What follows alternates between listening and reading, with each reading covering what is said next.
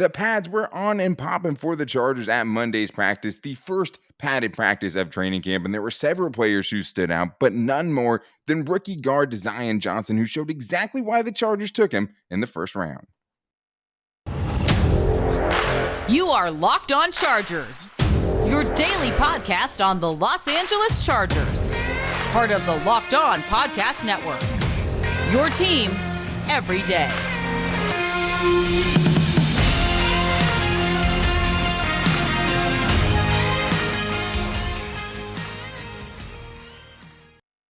What is up, and welcome into the Locked On Chargers podcast. I'm your host, Daniel Wade, joined as always by my co-host, David Droegemeier, and we've been covering the Chargers together for over 6 seasons now. We're heading into our 5th season as the host of the Locked On Chargers podcast, bringing you your team every day. Thank you guys so much for making us your first listen today, and to make sure you never miss the show, go subscribe to the Locked On Chargers YouTube channel and also follow the show for free on all platforms, wherever you get your podcast from. But David, I was lucky enough to go to the first padded practice for the Chargers on Monday, and I have some takeaways, but none bigger than Zion Johnson showing what he's worth in some one-on-one drills, went head-to-head with Sebastian Joseph Day, Morgan Fox, Jerry Tillery. He did bad things to him. We have to get into that because it was very nice to see. It makes you feel a lot better about the right guard situation, him starting right away, but also got to see Rashawn Slater go up against Khalil Mack, how Trey Pipkins and Storm Norton fared in their first day, going up against elite edge rushers like Joey Bosa. And we'll also be getting into some of the other young players who really stood out in the first day in pads, including wide receiver Josh Palmer, who had his biggest day of training camp. It was great to see that from him because we know he's trying to battle for that wide receiver 3 spot. And at the end of the show, we'll talk about the all-important special teams because there are a couple of improvements the Chargers made. Their long snapper, their new punter, who was absolutely dropping bombs on Monday at practice. So we have to get into that. But it starts, David, with the 17th overall pick, Zion Johnson, a pick at guard that I think a lot of people maybe were a little bit skeptical because it's not a sexy pick to take in the first round. And one thing that we saw on Monday from him is that he belongs. And it was nice to see him go out there. He had dominant reps against Sebastian Joseph Day, against Morgan Fox, and pancaked Jerry Tillery. Pancaking Jerry Tillery is always something that has got to be fun. But for Zion Johnson, that's what you want to hear. I mean, they took a guard with the first overall pick, 17th overall, where everyone else wanted a wide receiver. Everyone wanted a skill position player, somebody who was a big playmaker that you could see the stats. Sure. And, but Zion Johnson was the safe pick here. This is a guy that was a true technician coming out of college, a guy that you were going to plug and play in your offensive line at one position. That turns out to be right guard. And just because they drafted him to start at right guard doesn't mean that he was ready to start at right guard. But after what you saw at practice, Daniel, it seems like he's definitely the real deal. Yeah, I mean, it wasn't just the way, it wasn't just him winning the reps. It was more the way he did it, right? Like, totally sent Morgan Fox packing on one where he just it was no problem for him at all. The first time he just totally stonewalled Sebastian Joseph Day, which is not easy to do, pancaking Jerry Tillery. And the only 2 reps that he borderline lost were his first rep against Austin Johnson, where he did get bull rushed, but it still probably wouldn't have been a sack, at least a pressure. And then there was one I guess there was 3 of them because he had one against Austin Johnson where more like a tie, but definitely more in the favor of Austin Johnson. Sebastian Joseph Day came back on the next rep and had, gave his welcome to the NFL moment to Zion Johnson and was like, okay, you're good. And I'm just going to snatch you and throw you and then get in on the quarterback after a couple of seconds. And then Morgan Fox probably had one where it was close to a tie, but you got to see that he has the goods. And Corey Linsley talked about that and just said, basically, the sky is the limit for this kid. We were really surprised by how calm he already is. And Daniel Popper from The Athletic saying it gives him big Rashawn Slater 2021 vibes, right? When we got to see him go up against Joey Bosa for the first time. And speaking of which, Rashawn Slater got to go up against Khalil Mack for the first time in pads. And let me tell you, David, it was a car crash. I mean, Rashawn Slater won the first rep. Khalil Mack tried the bull rush. And I mean, just the amount of speed to power that dude gets in 2 steps is unlike anything I've seen in a Chargers uniform. It's just straight up different than other things I've seen as far as him getting that power and trying to push Rashawn Slater back. He ends up getting the first rep, Slater does, and then Khalil Mack probably wins the second rep. But it was nice to see, David. Khalil Mack still has that juice. Rashawn Slater, still one of the best tackles in the NFL. But I thought he was washed. I Yeah, thought Khalil Mack was washed. I thought he was done. I he's thought he had hungry. no juice left. Well, I guess we were wrong. Of course, Khalil Mack is that dude, man. But it's just nice to see that this dude is real. Like, he is for real. He still has a lot left in the tank. He has a lot to prove. He's not going to talk a lot. He's just going to let his actions do the talking. And yeah, I saw a lot of clips, a lot of videos. This dude is scary. Like, he brings that physicality and that speed to power, just explosion. That's the only way that you can really explain it. When you watch it, like, it's different. It looks different. Khalil Mack definitely still has a lot in the tank, and I absolutely cannot wait to see what he is going to do to opposing quarterbacks all season long. Yeah, and I mean, Popper also made a great point too, where it was just like Khalil Mack seemed like he was really trying to test him on those Yeah. first couple of reps. Like he was like, "Hey, I'm just going straight bull rush. I'm going to hit you with everything I got, and we'll see kind of how you handle it." Yeah. And for the most part, Slater held up well. I mean, it's hard to. You're not just going to win a rep in half a second against Rashawn Slater and get an easy sack, right? So Right. it's like you're kind of splitting hairs on who's winning these reps. But he definitely gave up more ground on the second time against Khalil Mack and gave up some ground against Joey Bosa too. But that's also Joey Bosa. I think Yes. going into it, Zion Johnson, I mean, I was excited to see it, but I thought that the bigger story would obviously be what's happening at right tackle. And we got to see a few of those reps with one-on-ones with Trey Pipkins going against Joey Bosa and Storm Norton against Joey Bosa. This is how it went. Both Pipkins and Norton won a rep against Chris Rumpf, both pretty easily. Chris Rumpf didn't have a great one-on-one session in that regard. And then both of them had a rep or two reps against Joey Bosa. Trey Pipkins had one. Bosa beat him on the inside. Definitely a win for Bosa, but I did like the way that Trey Pipkins recovered and was able to at least get a hand on him and slow him down a little bit and not just a, decapitation sack. And then Storm Norton went one-on-one. One of them, Joey Bosa, blew him up. The other one, Storm Norton definitely did hold him up. So I think as far as the right tackle situation goes, David, not a bad showing for either of those guys today. The 11-on-11s were on the far field. From what I could see from them, both of them played well in that regard. But as far as the one-on-ones, edge slightly to Storm Norton, but I think that's mostly, he went in as the starting right tackle. He didn't do anything to lose it. Yeah, I mean, when you're looking at these battles, you just want to make sure that these guys are holding their own, that they're having quality reps, and they are going to get a lot of great work, because Joey Bosa is not a guy that has just one move. It's not like he's just going to kill No. you one way. He can do it a multitude of different ways. If he wants to win with power, he can use power. If he wants to use finesse with the inside counters, with the hand swipes, with the spin moves, he can do it all. And when you go up against pass rushers in a game, they're going to set you up. They're going to find your tendencies. They're going to look at how you play, and they're going to set up their rushes throughout the game so that they can really get after you. So I like the fact that, they're throwing different looks at these tackles so they can really be prepared for when it comes to Sunday to protect Justin Herbert. Yeah, and I mean, as far as feeling better about the right tackle situation, you're not just going to get that today, right? You're going to have to see how it goes through preseason. You're going to have to see all these padded practices. But I do think both of them looked better, which I do think is a win, That's right? I really think good. that's knowing both of them have improved at least means whatever the situation, however it unfolds, you think that you're going to get better at that position. That's at least something. As far as who's getting a stranglehold, if either one of them is just looking like, okay, this dude looks like a totally new player and is elite now, I wouldn't go that far. Yeah, But it too was early nice to to see tell, those right? matchups happen for sure. And there was a ton of good matchups. I mean, those were intense one-on-ones. It was nice to see Zion Johnson do what he did. It was nice to see some other young guys who stepped up, one on the defensive line, one on the offensive line.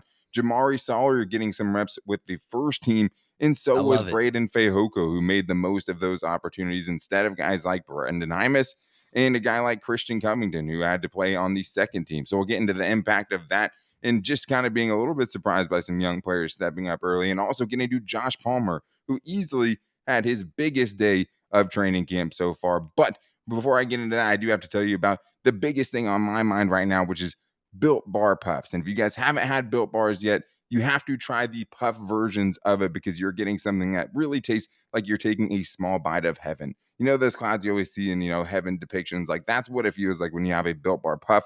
And right now they have the cookie dough chunk. And I mean, growing up, cookie dough ice cream always, in an elite level, an elite tier of the ice cream. And now you're getting that in a protein bar that only has 160 calories and is packed with more than 15 grams of protein. That should not be allowed. This was actually the bar that I froze accidentally, and it turned into like a little ice cream bar. It was actually the best. I would highly recommend it.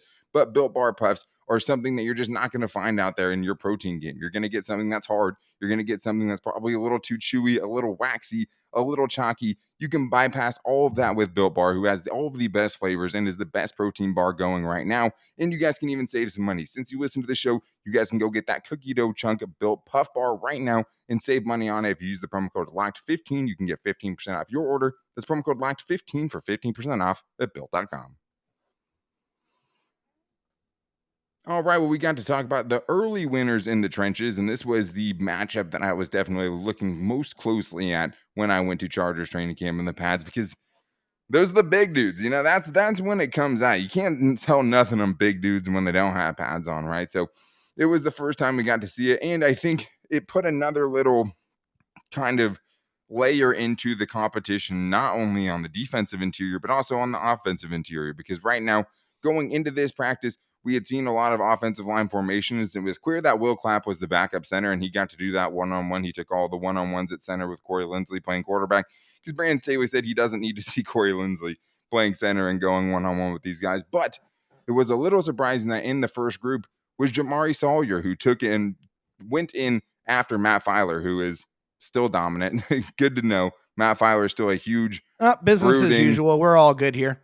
Physical brute on the left side. Yeah, he's not worried about Matt Filer at all. But Jamari Sawyer did get in and I think performed really admirably with the first team. And that is something that I think, David, okay, did Jamari Sawyer already kind of take a step in the right direction towards being that third guard, right? Being that next guard up if somebody were to go down. He is, even as a rookie, already making big strides in that regard.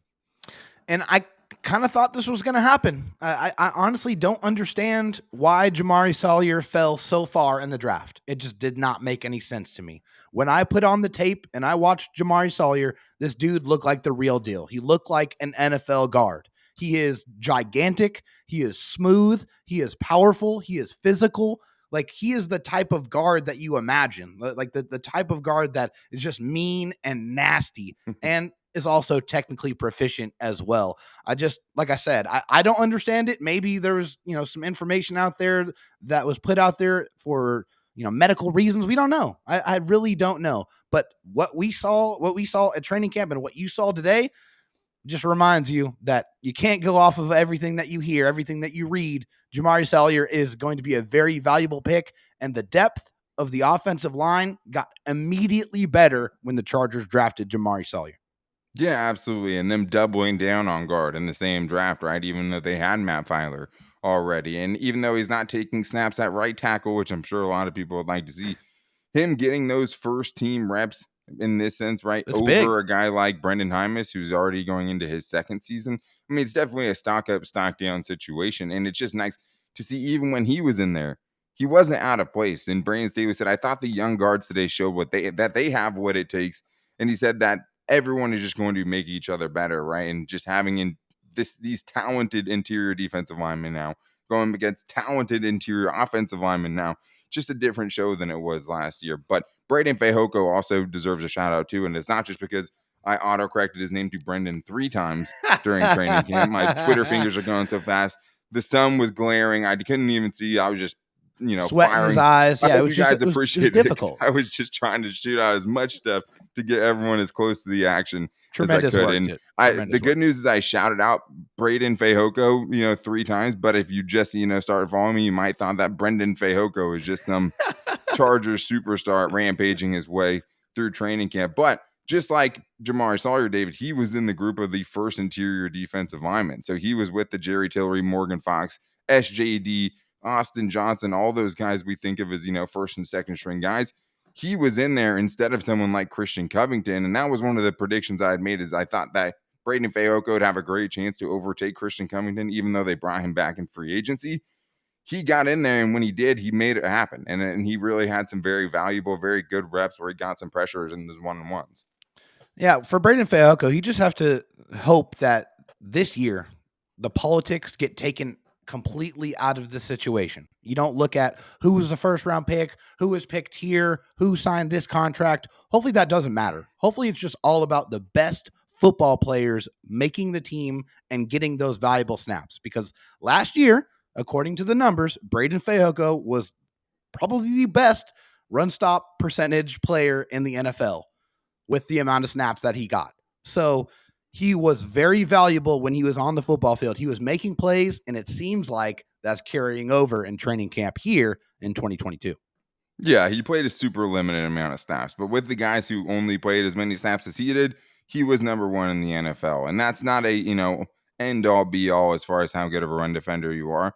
But one thing is definitely carrying over, and it's him taking advantage of the reps he's getting. And I just find it hard to believe at this point they're going to find 6 other interior defensive linemen that are better than him, right? Even with the guys that we already know, it's just hard for me to believe it because he is having a good camp. I haven't heard much from Christian Covington. Haven't heard much from Jerry Tillery, and that didn't really change today in the reps that I got to see. I mean, getting pancaked by a rookie is definitely not going to help. I mean, we heard some things. They just weren't good.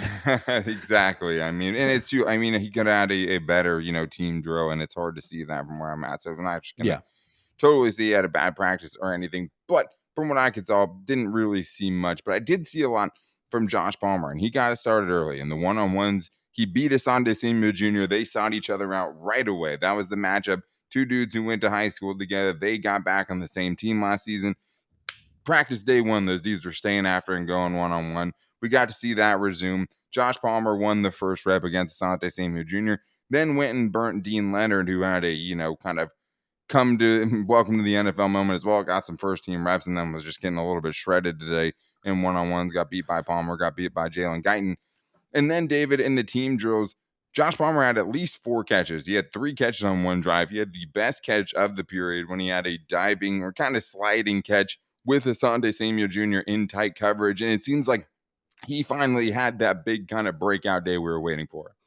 Yeah, it just seemed like he got into a rhythm early on. And, I don't know, about you, but whenever you're playing any sport, whenever you get one, you get one catch, you're playing football, you get one catch, that confidence starts rolling. You start feeling good about yourself. And then it opens the floodgates. And it seemed like that's what happened for Josh Palmer today in practice. You get one catch, and then you get another, and you get another. And then all of a sudden the quarterback knows, hey, Josh Palmer is on today. He's getting open. I'm getting the ball in his hands, letting him go make plays. And that's great news for Josh Palmer because right now he's in one of those camp battles that every single day counts. And he definitely put his best foot forward today, making plays all over the football field. Yeah, and credit to, Mark Webb and Tavon Campbell both made some plays during the one-on-ones as well. And so did Jalen Guyton. But Jalen Guyton, you didn't really see him at all in the 11-on-11 period. You didn't really see him doing much when the Chargers were driving as a first-team offense. And Josh Palmer was getting those first-team reps, and he was Justin Herbert's favorite target. So, even though, David, you weren't there to see, the actual practice itself, you come out of this knowing, hey, Josh Palmer dominated on his one-on-ones. He dominated in 11-on-11 today. And we finally may be seeing some separation between him and Jalen Guyton, who had a very quiet first day of training camp in pads. Yeah, I mean, that can't happen. I mean, that can't happen in this battle because I don't know if it's, like I said before on other shows, it's not really to me a battle about wide receiver 3 as it is more about just the amount of snaps that these receivers are going to get. And right now, Josh Palmer is making the most of the snaps that he has received, and he's making more plays. And in training camp, it's going to be every single day. So Jalen Guyton is not defeated at this moment, but he didn't have a great day today. Josh Palmer won the day, and if he keeps racking up those wins, then his snap count inevitably is going to go up. Well, and that's the thing too, right? I mean, just because you're wide receiver 4 doesn't mean that you're not going to play, right? I mean, really, those wide receiver rankings are just kind of how much you're playing anyways, right? So wide receiver 4 is still going to be a factor in this offense. DeAndre Carter, wide receiver 5, that might be a little bit tougher, but obviously he has a skill set that they like. I think it's just, can you run the offense you want to run without any guy that's a traditional speed threat? I think they can. I think that Josh Palmer is showing, hey, we can take this 10, 15, 20 yards at a time. Keenan Allen seems like he's been getting used a lot more on deep routes during this training camp, which is nice. Justin Herbert missed on what would have been a 70-plus yard touchdown. If you could outrun Mark Webb, I would have wanted to see it. I would have wanted to see it. It didn't look like Webb had the best angle on it, and it looked like Keenan had an angle on it, but I don't know if he's broke off when the last time he's broke off a 50+ yard touchdown Yeah, was. I can't remember. I'd reckon it's been a while since that happened, but great to see Josh Palmer after all the, not puff pieces, but after all the hype we heard early on in training camp and OTAs and all that stuff. He's out there doing it now. And obviously him and Justin Herbert have a very, very good rapport that really, really shined at Monday's practice. But another thing that shined at Monday's practice was special teams. Yes, the Chargers special teams had a very positive day on Monday, and I think we could be looking at a very much improved unit, David, especially with that Justin Herbert look like J.K. Scott. So we'll talk about how well the special teams fared on Monday coming up right after this. The one thing that is criminally under talked about as far as what's important for the Chargers this season is definitely special teams. And one of the things No that's doubt. most under talked about as far as the struggles last year, David, are the special teams, right? I mean, it all goes hand in hand. And it's not just, last year with Darius Swinton. It's not just with Brandon Staley or with Anthony Lynn or with Mike McCoy. Like, it's hard to remember back on a good special teams year for the Chargers, whether it's missed kicks, missed punts, blocked punts, whatever the case is, punt returns for touchdowns. I mean, you've seen it all. Just a lot Charger of fans. ugly football, a lot 100%. of ugly special teams. So this year, the Chargers made a big decision, I think, to let go of Andre Roberts, who was aging, but obviously was very, very good in that role last season. They brought in DeAndre Carter, who is more of an offensive weapon, but less of an explosive kick returner and a much better punt returner. But I think, David, the punter is actually what got me most excited at camp because it was my first time really seeing J.K. Scott, out there just letting them rip. And he was doing that on Monday. Credit to the return men. I mean, they're trying out a lot of different dudes at that position, including Bryce Callahan and DeAndre Carter and several others. But they were all catching it for the most part. But what was really nice to see, David, was just this dude putting punts and touching clouds with them. I mean, this dude has a leg on him. I mean, the hang time, Daniel Popper was reporting that he had some hang time up to 5 seconds when the league average is less than 4.5. And this dude's just hanging him up there.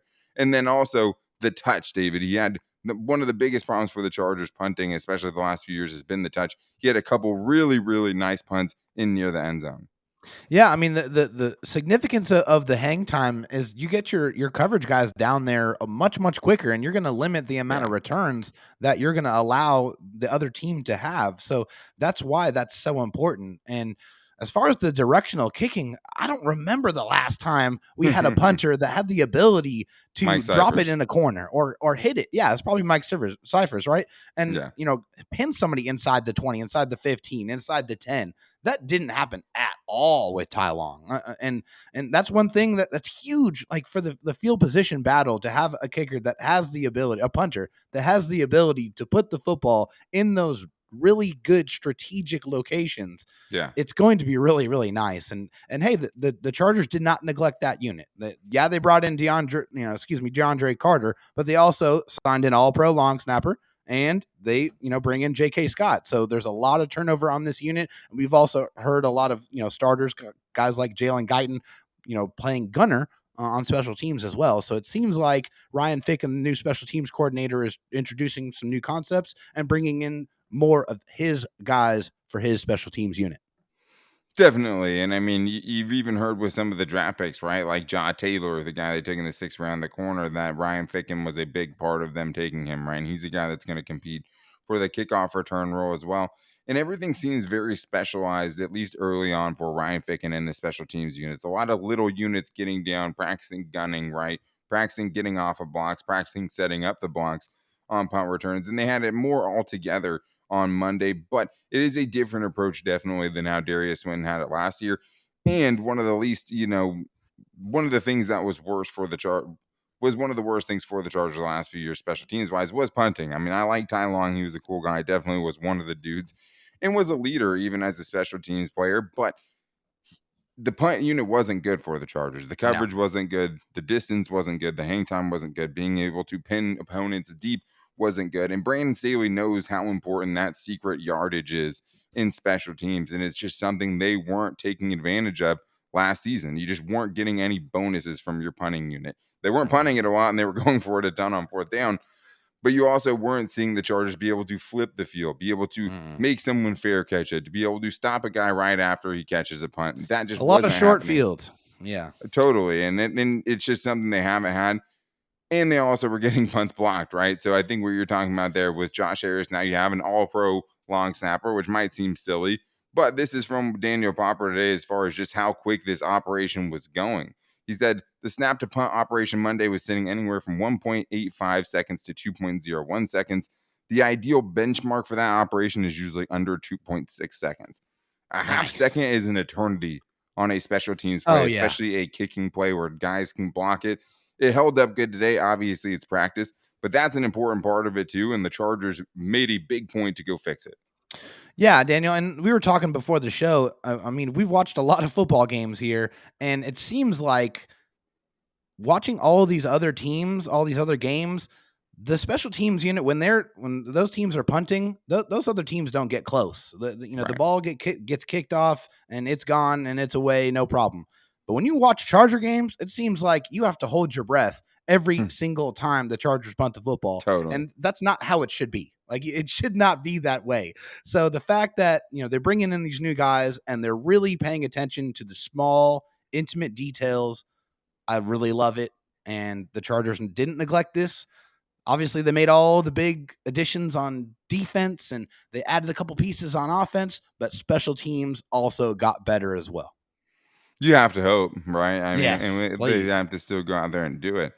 Yeah. But yeah, I mean, for as many, they had punts blocked. They had a punt blocked last season, but the amount of close calls, the amount, it was like a scary movie. Like it Just reminded uncomfortable. me Yeah. of my wife watching a movie next to me. It's scary, and she's literally watching through her hands. Like that's what you had to do when it was, Ty Long punting or just Seriously. the punting situation from last season.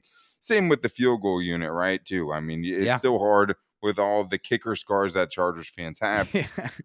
to accept any one kicker as the guy, right? But Dustin Hopkins is the guy now. They did pay him like he's the guy, as me and David That's were right. talking about before the show. So they have a big investment in him. And according to Eric Smith, the Chargers team reporter, I didn't see all of the field goals. I was like, I thought he made every single one of them. But according to him, he went 11 for 13 and made his only 50-plus yard field goal, David, which you're hoping that Dustin Hopkins, with no competition really, right, in this training camp, with that big deal, can finally settle this position down for the Chargers. Please, Lord. I am so tired of seeing the just carousel of kickers that have cycled through a Chargers uniform. Hopefully, Dustin Hopkins is the man. He's the guy. He's going to be the one kicking game winners for you. He's going to be the guy that gets you those automatic extra points. Hopefully, we have finally found the one, Daniel. And it's been a very uncomfortable about 10 years of really, really bad kicking. So I'm very, very much excited that Dustin Hopkins seems to be the guy. All right, now see how many recent Chargers kickers you can name. Go. Oh, man. All right. Young Wei Koo. We got Josh Lambo. We Yeah, got. who got actually kicked himself by Urban. Oh my gosh. Can you believe that story? Oh my Lord. Who else? Nick Rose, Nick Rose, yeah. Caleb Sturgis, Oh man, that's Roberto so many. Aguayo, Oh, I forgot about Roberto Aguayo. and you can't forget So many about dudes. the Money Badger, right? Who Oh, ended up yes, of not really course. being the That we Money had to Badger. strip his nickname from him. Yeah, he lost his title before he actually officially lost his job with the Chargers. But it would just be so great to, feel confident when a guy's going out there. Hopefully you're not, relying on your field goal kicker to win games. But even today, he goes, about 85% on his field goals. That's probably around what you're going to get. So he's pretty consistent and makes all his extra points. But just to give that kind of comfort would be huge. Yeah, and honestly, for me, the big issue has been the 50-plus yard field goals. The Chargers have been really, really bad with the 50-yarders, and it was Yeah. nice to at least hear that he made a 50-yard field goal here. 1 for And 1. hopefully, yeah, that's something that continues, and we even push that back a little bit further. I want to see what the range is for Justin Hopkins. We looking at 56, 57? I don't know. Probably I'm getting a little bit outlandish. I mean, the there one with he that, kicked but today, Rob, probably would have at least been good from 55. I think he definitely could. I mean, Michael Badgley wasn't known for his leg, right? And he kicked a 59-yarder, the franchise yeah. record for the Chargers. So if you hit it right, you'll be able to make something like that. And how comfortable they are putting him out there from those distances. that's another story, and we'll see. But yeah, I mean, of course, me as an observer, I'm like, hey, line him up from 55 10 times and see if Let's he can do do this. it. I just Yeah. want to see it. Like, they're Yes. not going to give you that. They're going to give you, 11 out of the 13. Oh, just almost had an earthquake here, but it was me. I messed it up. But it was good to see that, from Dustin Hopkins. I'm obviously hoping he's guy. We totally forgot about last year's starting kicker to start the season. Tristan Vizcaino, David. Ah, Now, as far yes. as the recent Chargers kickers, I mean, we're definitely missing Yeah, I mean, he missed so a many few. extra points that he made me Nick forget Novak, about him. yeah, coming Yeah. back for a second time. No, but yeah, it was cool, and I think it's just special teams wise, it's something that's so important. Even Dustin Hopkins' ability to, either force touchbacks when that's what the team wants to do, Yeah. something Michael Badgley struggled with, right, and something we're having Ty Long do for a while, pulling double duties, and also being able to kick a high kick to try to pin somebody back and put it on the 1 yard line. Dustin Hopkins was able to do everything outside of kicking field goals that the Chargers wanted to last season. I think they're big fans of that. But that is going to wrap things up for today's show. A fun day at practice. And make sure you guys are tuning in for the rest of the week, because later on in the week, we have the one and only Daniel Popper from The Athletic coming on the show. So to make sure you guys don't miss it, go subscribe to the Locked On Chargers YouTube channel and also follow the show for free on all platforms, wherever you get your podcast from, whether that's Spotify, Apple Podcasts, wherever. And if you like the show, make sure to rate and review as well. We appreciate you guys making us your first listen. If you need a second listen, you guys can always check out the Locked On NFL podcast, where you can get the latest and the greatest from the biggest analysts from around the Locked On network about everything going on around the league, wherever you get your podcast from. We also posted all of the shows to our social media, except for me today forgetting while driving up to Chargers training camp at 6 a.m. in the morning. Did not post a show today, but we always do on Twitter at Locked On LAC. You can also find me on Twitter for all of our training camp coverage at Dan Talk Sports, and David Droegemeier, who had some great training camp coverage last week at Dro Talk SD. And just for anyone who may have forgotten, his DMs are always open. But you can also find us at Locked On Chargers on Instagram and our Locked On Chargers Facebook page. We will be back with you guys tomorrow. We'll have Daniel Popper for you guys later on in the week. But until then, take it easy and go Bolts.